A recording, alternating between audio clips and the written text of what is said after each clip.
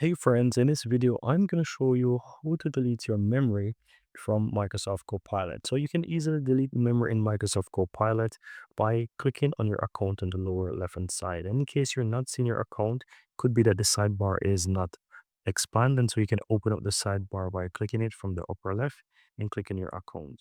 Then click on settings. Within the settings area, click on privacy, scroll down and you will find delete memory. You can click on that and from here you'll be able to delete your memory. You don't have to worry because this is just a memory.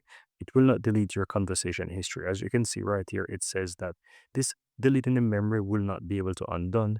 It will start rebuilding memory in your next conversation. Your conversation history won't be deleted. So you don't have to worry about that.